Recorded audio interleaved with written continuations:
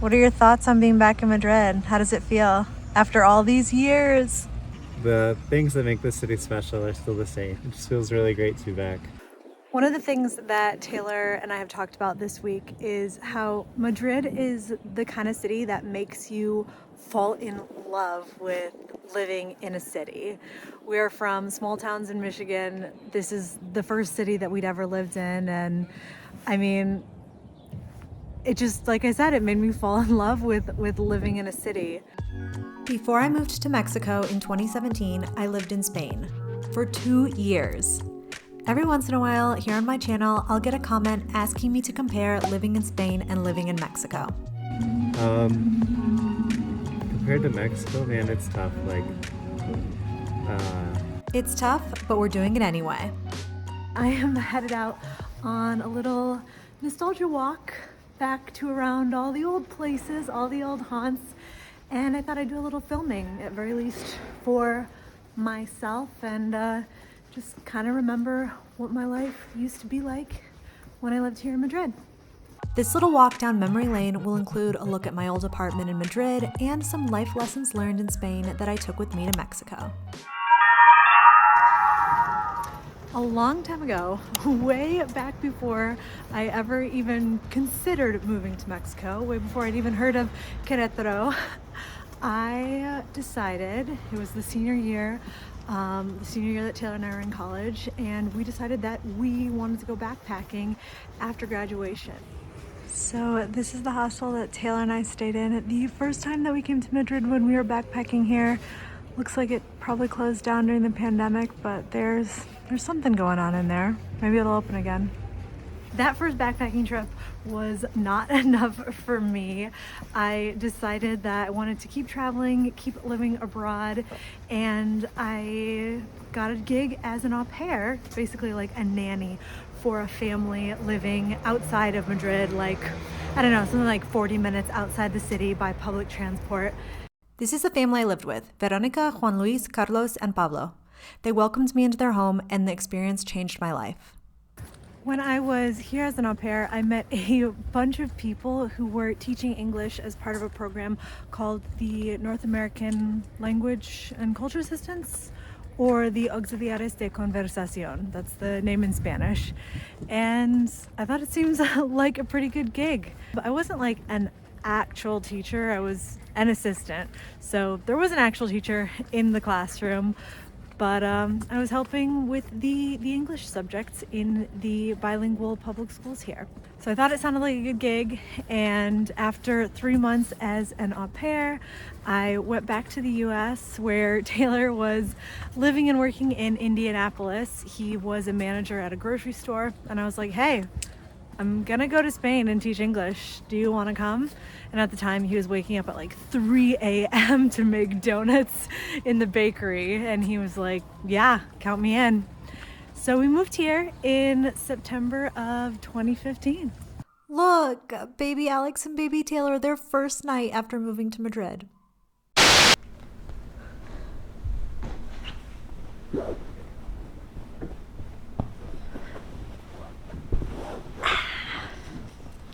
Something that was really, really important for me to add about our decision to leave Spain, to leave Madrid, and go somewhere else, even when we weren't sure where that somewhere else was going to be, is the fact that after 2 years of teaching English in Spain, after 2 years of being language assistants with the Auxiliares de Conversación, Taylor and I we were done teaching English. Even though when we left Spain, we didn't necessarily know what our future careers were going to be, we knew that we wanted to do something different, and that move from Spain allowed us to explore those different possibilities.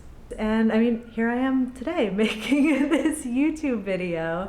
Now I am a full-time travel Mexico content creator. Taylor is a self-taught web developer. I've got an awesome video on my channel about his journey to get there that you should definitely check out if you are thinking about getting into coding yourself. This right here was Taylor's school. It was like, I don't know, less than a 10-minute walk from our house. And we had no idea how close it was before we moved in. It just worked out that way. It is so close to our old flat, which was right down there. In Madrid, they don't say departamento. In Spain, they say piso instead. So our old piso is down there. I'm gonna walk by it in a second. But first, our neighbor. Not this cathedral, the Cathedral of Madrid, La Almudena.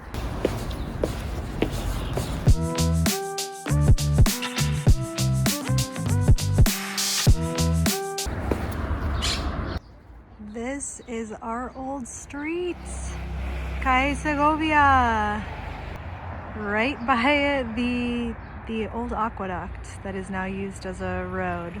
We like aqueducts.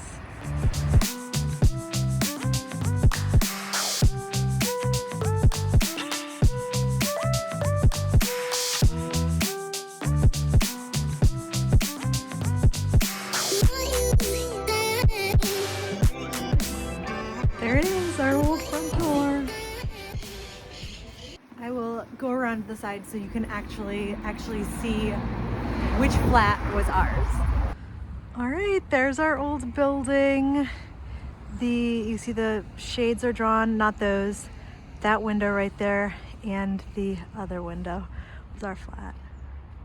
It was absolutely tiny compared to what we had in Querétaro, and especially tiny compared to what we have in Guadalajara now. But for the time, it was just perfect. And I am so happy that we got this spot. We thought we wanted to live in another kind of like more hip neighborhood called Malasaña, but after spending time over there, we were just like, there's too much going on. We wanted something a little bit quieter, something. Life lesson number 1: live next to the cool neighborhood. When we moved to Guadalajara, we took what we learned in Madrid and decided to live near but not in Colonia Americana, which Time Out magazine named one of the coolest neighborhoods in the world. In Arcos Vallarta, we enjoy the residential tranquility while still being close to the action in La Americana. Life lesson number 2: proximity to parks is crucial. In Madrid, we spent a lot of time in Casa de Campo and learned that proximity to a big park makes living in a city so much more sustainable. Bosque Colomos helped sell us on Guadalajara. Life lesson number 3: use your hobbies to connect with like-minded people. When I was living in Madrid, I actually started an English-speaking book club to make friends, and we used to have our meetings at this bar right here. Since that first book club in Madrid, I've organized book clubs in Querétaro and Guadalajara. It's an awesome way to meet and connect with like-minded people. Life lesson number 4: the logistics of going home matter. I was 23 years old when we moved to Spain and was just in totally a different headspace then. I wanted to do my own thing with Taylor. It was the two of us against the world. I didn't care so much about going back to the US for things. But now that I'm a little bit older, I'm in my early 30s, and these past couple of years, there has been a lot that I wanted to be in Michigan, be in the US for. I want to be there when my friends get married. I want to go to weddings, I want to see people's babies, parents are getting older. You want to spend time with them. Well, I don't necessarily want to be living in Michigan. I really appreciate living in a country, living in a city as well here in Guadalajara with the airport, that it's a lot easier to travel back and forth. That's definitely something to consider when you are deciding where you want to live in the world, where you want to live in Mexico, because it can give you a real peace of mind, especially if this is your first time living abroad. It can give you real peace of mind to know that if push comes to shove, if something happens, you can just buy a plane ticket and be home the very next day, wherever home might be for you and with whomever that home is. When people ask me, how do you compare Spain and Mexico? I'm like, how do you compare Spain and Mexico? Spain and Mexico are two huge countries, so to make this task even slightly doable, I'm making my comparisons mostly with two cities in mind, Madrid and Guadalajara. Cultural activities. Living in Madrid taught me that I love city life. Our experience there greatly influenced our decision to leave Querétaro and move to Guadalajara. As with many cities, both offer a wealth of cultural activities ranging from art exhibitions and musical performances to sporting events. It's just a matter of getting plugged in and then actually getting out of the house to take advantage of what the city has to offer. Dining and nightlife.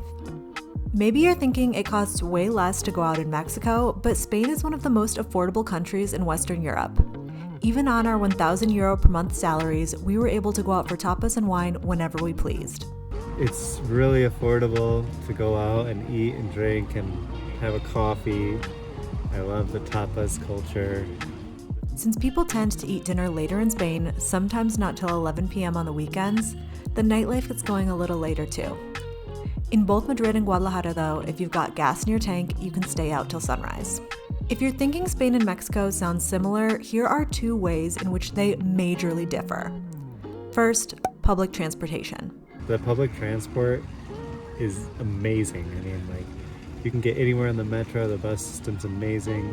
I think it's more of a car-friendly place, it's built more for cars than for pedestrians, where, you know, it's hard to take that away. Like, European cities are just so good for walking. The second major difference is travel opportunities. When we lived in Spain, we spent many weekends country hopping thanks to cheap airfare on budget carriers like Ryanair. When we moved to Mexico, we thought we'd use our new home as a base for exploring Central and South America. While that's definitely possible, it's much more expensive and time-consuming. We're not mad about it though. There's more than enough to keep us busy here in Mexico. Do you prefer living in Mexico or living in Spain? I feel like I maybe relate more to Mexicans in general. I think both Spaniards and Mexicans are very warm and very welcoming to foreigners. Both put importance on people and experiences over money and things. Mexico feels like home in a way that Spain never did. That's probably due in large part to the fact that my Spanish has improved immensely since moving to Mexico, so it's much easier to make connections and navigate daily life. We left Spain not because we weren't happy there, but because it felt like it was time for a new adventure. I'm privileged to be able to go new places and experience new things, but my real fortune is the person I'm able to share these experiences with. If you want to hear more about why we specifically chose Mexico after we decided to leave Spain, then be sure to check out this video next. I'm Alex from backpackingbrunette.com. Thanks for watching.